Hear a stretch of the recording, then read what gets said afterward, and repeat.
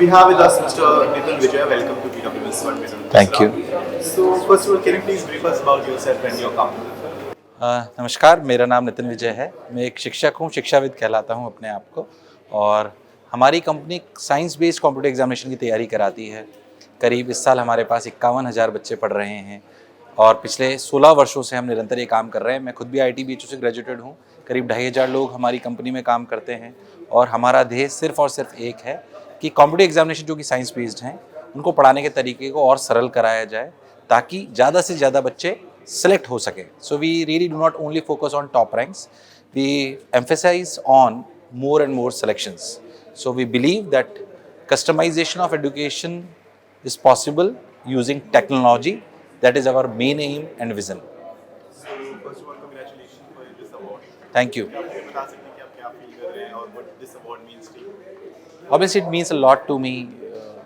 एक मध्यमवर्गीय परिवार से आते हैं, किसी भी एक मध्यवर्गीय परिवार के बच्चे के लिए बहुत बड़ी बात है कि उस स्तर तक पहुँचे। तो सबसे पहले तो PW की पूरी टीम और जो ज्यूरी मेंबर्स हैं उनका बहुत बहुत बहुत बहुत धन्यवाद। BW का स्पेशल धन्यवाद कि उन्होंने इसलिए हमें कंसिडर करा। ये पूरी टीम की जीत है, जाहिर सी बात है, मेरा अकेले का काम नहीं है। हमारी टीम बहुत एनर्जेटिक है, हमेशा लर्निंग को तैयार रहती है। फैमिली बहुत खुश है, फैमिली मेंबर्स को डेडिकेट करते हैं और स्पेशली जिन बच्चों की वजह से हम यहाँ पर पहुँचे हैं उनका बहुत बहुत धन्यवाद। It really means a lot to me. Thank you. अभी हमने हाल फिलहाल में देखा था कि इंडिया और कनाडा का जो एक स्टैंड ऑफ हो गया था, जिससे बहुत सारे स्टूडेंट्स को दिक्कतें आई and you work for the students. Do you have any point of view on that and like what should government do in to solve students problem? जाहिर सी बात है कि जो भी प्रॉब्लम्स आ रही हैं वो कई बार हम इसलिए होता है, जैसे मान लीजिए कि ब्रेन ड्रेन की भी अपन इसको रिलेट कर सकते हैं, राइट। सो ब्रेन ड्रेन अगर एक समस्या अपन बोलें तो हम क्वालिटी एजुकेशन यहाँ पे भी दे सकते हैं। हमारे पास क्वालिटी के बच्चे हैं, हमारे पास क्वालिटी टीचर्स हैं। शायद कई बार मैपिंग हम मिस कर देते हैं। कुछ बच्चों को बहुत अच्छा एजुकेशन सिस्टम मिलता है, कुछ बहुत सारे बच्चों को अच्छा एजुकेशन सिस्टम नहीं मिलता है। अवेलेबिलिटी है, रिसोर्सेज हैं, राइट प्राइस पॉइंट पे हैं। शायद जितने अच्छे एजुकेटर्स हमारे पास हैं उनको सही बच्चे तक सही जगह से पहुंचाने का काम हमें करना चाहिए। मुझे लगता है कि इसमें टेक्नोलॉजी बहुत अच्छा रोल प्ले कर सकती है। Right mapping of educators with the right student and उस राइट स्टूडेंट तक भी कस्टमाइजेशन ऑफ एजुकेशन पहुंचनी चाहिए। तो कई बार क्या होता है कि अवेयरनेस की कमी की वजह से बच्चे जब 12 तक पहुंचते हैं उन्हें पता नहीं होता कि उन्हें कौन सा फील्ड चुनना है। फिर एकदम से उनके पास बहुत सारे ऑप्शंस आते हैं तो जज नहीं कर पाते कि उन्हें क्या करना है। जो आपने अभी प्रॉब्लम बोली वो शायद उसी का एक उदाहरण है। पर मुझे लगता है अगर ये राइट मैपिंग हम कर पाएंगे, बहुत फास्ट पेस में इंडिया और हम लोग इस पर बहुत लगातार काम कर रहे हैं, बट व्यक्तिगत मेरा मानना है कि इसको बहुत आसानी से टेक्नोलॉजी की मैपिंग की वजह से करा जा सकता है। सो हाल फिलहाल में अभी you talk about education system is extremely competitive sector. So अभी हाल फिलहाल में IIT बच्चे they are dealing with lot of mental health issues. So उस पे like what's your view on that and how can this industry or government can collaborate to solve such issues? मेरे हिसाब से हम मतलब हो सकता है मेरी राय कुछ लोगों को अच्छी लगे, कुछ को थोड़ी अलग सी लगे, पर मेरी राय इसमें यह है कि हमारे देश में इतनी संख्या है विद्यार्थियों की, जो हमारी ताकत है, इसमें कोई शक और संशय वाली बात नहीं, हमारी वो ताकत है। इस ताकत को सही पैमाने पे लाने के लिए हम कॉम्पिटिटिव एग्जामिनेशन की तैयारी करवाते हैं बच्चों, और कॉम्पिटिटिव एग्जामिनेशंस भी हैं, चाहे वो नीट को ले लीजिए, डॉक्टरी में ले लीजिए, इंजीनियरिंग में ले लीजिए, CA में ले लीजिए, कहीं पे भी ले लीजिए, UPSC में ले लीजिए। हम कॉम्पिटिटिव एग्जामिनेशन की तैयारी कराते हैं और उसमें से हम कुछ बच्चे छांटते हैं। मैं कह रहा हूँ हम इस सिस्टम को तो वैसे का वैसे ही रख रहे हैं, ये शायद इसको टफ कर रहे हैं, ये अपने आप टफ हो रहा है क्योंकि number of aspirants coming into competitive examinations are increasing day by day. But हम साथ ही साथ हमारा जो सिस्टम था K-12 का, उसको हम और आसान करते जा रहे हैं। तो आप समझिए कि हम स्ट्रेस लेवल उसका K-12 तक तो धीरे धीरे कम करते जा रहे हैं और वैसे ही जैसे ही वो कॉम्पिटिटिव एग्जामिनेशन में जंप करता है उसका स्ट्रेस लेवल एकदम से बढ़ जाता है। तो मुझे ऐसा लगता है कि स्ट्रेस जो है वो आपके एम्बिशन को पूरा भी करा सकता है और स्ट्रेस आपको जेलसी में, डिस्ट्रैक्शन में भी ले जा सकता है या कोई ऐसी अनहोनी घटना की तरफ ले जा सकता है जो शायद आपत्तिजनक हो।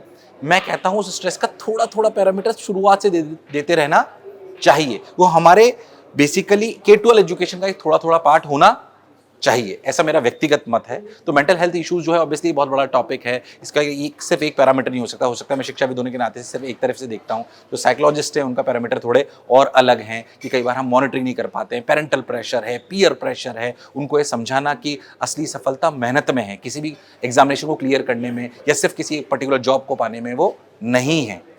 तो बच्चों को हम कई बार एग्जाम्पल भी देते हैं कि हमारे देश में ऐसा भी हुआ है कि IAS ऑफिसर्स ने सुसाइड कर ली है।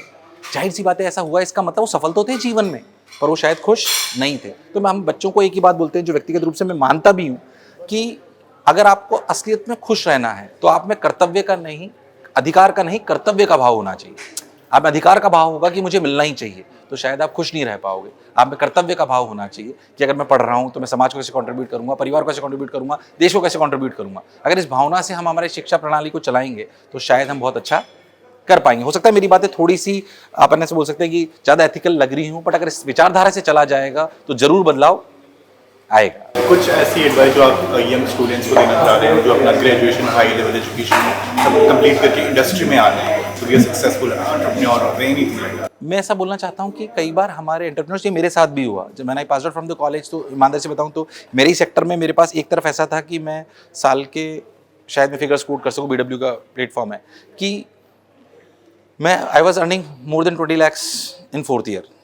आई drop that part and I joined a company जहाँ पे मेरी सैलरी सिर्फ 5 लाख रुपए थी। ये सच्चाई है।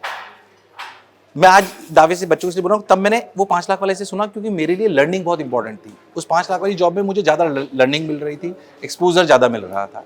तो मेरा जितने भी यंगस्टर्स आ रहे हैं उनको ये बोलना है कि जो आपको पसंद हो उस काम को करें।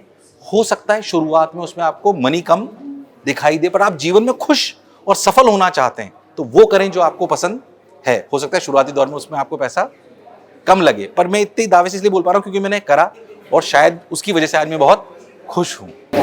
So as we are all set to enter 2024, तो कोई ऐसे इंटरनल गोल्स और strategies that you are going to pursue in next year? जाहिर सी बात है कि हमारा एक जो व्यक्तिगत में हमारा विजन रहता है कि हम एजुकेशन में कस्टमाइजेशन लाना चाहते हैं। कस्टमाइजेशन लाने के साथ साथ हम क्वालिटी भी मेंटेन करना चाहते हैं और स्केलेबल और अफोर्डेबल भी बनाना चाहते हैं।